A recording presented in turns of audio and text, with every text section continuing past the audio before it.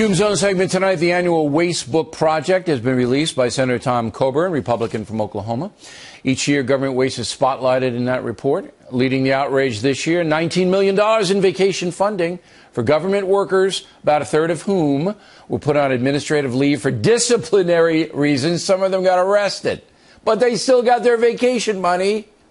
$1 billion for the Pentagon to destroy $16 billion worth of unused ammunition. $856,000 to train mountain lions to use a treadmill.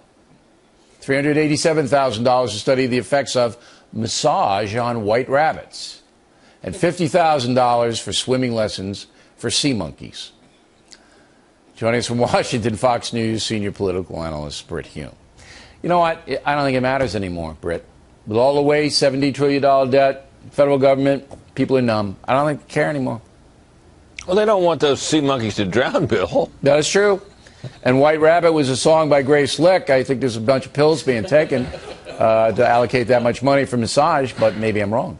You know, the headline item, the first one on that list about those employees on paid leave, that is a system that I think is completely out of control. It's averaging about 20,000 a year, 20,000 employees a year over the past 3 years. They put them on paid leave while they adjudicate their cases, and then it takes them forever to deal with their cases. In the meantime, they receive pay. They can't work. I mean, many of them may be innocent, but they can't do any work anyway.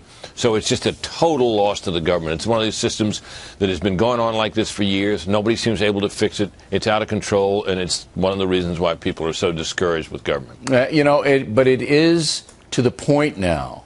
And this goes to the talking points in the Wanna Marry Catherine segment, where the American people have absolutely no confidence in their leadership at all. None. Zero. So they're voting ideology, they're voting pie-in-the-sky theory, or they're not voting at all and staying home and not caring. That's exactly where we are. You know, Bill, President George W. Bush may still be in low repute with the public, although his ratings have recovered to some considerable extent. But the one thing that happened after 9/11 was there was a genuine sense of alarm and urgency and priority in the federal government. You know, a new department was created, the FBI was repurposed, the CIA mounted a big operation in Afghanistan. A lot of things happened in response to that, and one had the sense that it really was all hands on deck in that administration.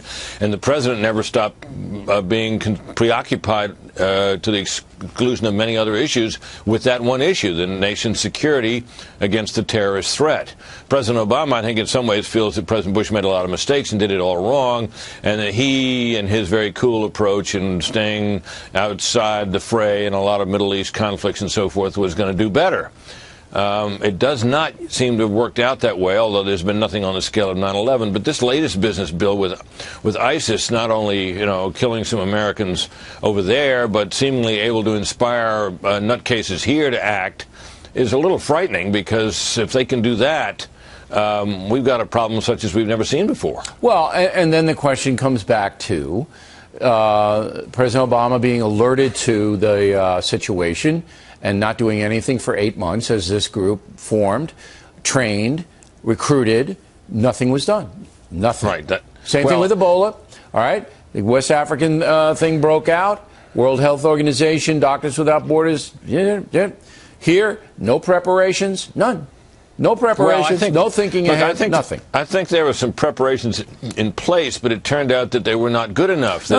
I mean about entry to the country, to the country, screening at the airports, who gets in, who gets out. Nothing. No thinking ahead at all. Zero. Yeah, all those things have been done in reaction to things that weren't supposed to happen. Way There's behind no question the about curve. that. Which is why I think the reaction in this country, and to some extent the news media, may seem disproportionate to the number of cases we've had. But what we've had is a couple of cases here, and a number of cases of government assurances turning out not to be correct, which I think furthers the sense of alarm that people have. Well, I think you can separate the two issues. Anybody who panics and thinks they're going to get Ebola, they're a nut.